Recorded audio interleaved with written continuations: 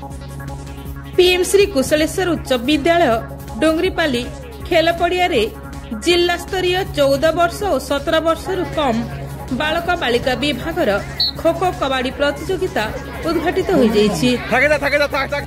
2 दिन व्यापी हेबाकु थिबा प्रतियोगितार प्रथम दिवस रे 14 वर्ष कम बालक विभागर 6टी ब्लॉक रु आसीथिबा खेलाड़ी माने अंशग्रहण करिथिले।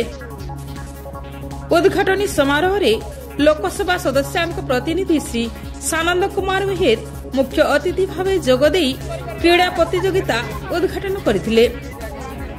अतिरिक्त जिला शिक्षा अधिकारी श्री घनश्याम मेहर अध्यक्षतार अनुष्ठित सभारे पीएम श्री कुशलेश्वर उच्च विद्यालय प्रधान शिक्षक श्री बाबूलाल साहू, जिला शारीरिक शिक्षा अधिकारी श्री ज्योतिकांत भोई, सरपंच श्रीमती बिंदु कुंभकार सम्मानित अतिथि भावे जोग देइथिले।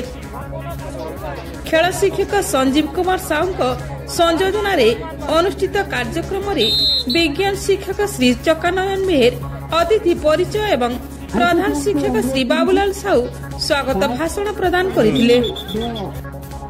जिला शारीरिक शिक्षा अधिकारी खेल संक्रांतीय रिपोर्ट प्रदान करथिले। शेष अतिरिक्त जिला शिक्षा अधिकारी छात्र छात्री को क्रीडार महत्व और उपयोगिता उपरे उद्बोधन देले। छात्री मानक द्वारा स्वागत संगीत एवं नृत्य परिवेषण करा जायतिला। शिक्षयित्री नंदिनी महाना, चौधरी विभाग संजय कुमार प्रधान सांस्कृतिक कार्यक्रम परिचालन करथिले।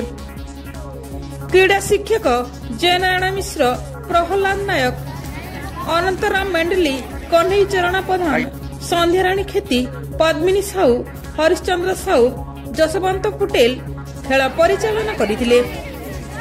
एथिरे कुशलेश्वर उच्च विद्यालय शिक्षक एकादश वर्गीय स्नेहलता खेती, बसंत भुए, पुष्पांजलि नायक, आदित्य किशोर पाढ़ी, मानसी राणी, संयुक्ता गाईगरिया, नर्मदा, निवेदिता, निहारिका मिश्र, बालमुकुंद सेठी, चमार बाग, मधुमिता प्रधान, वीर कन्ना प्रमुख कार्यक्रम को सहयोग करथिले।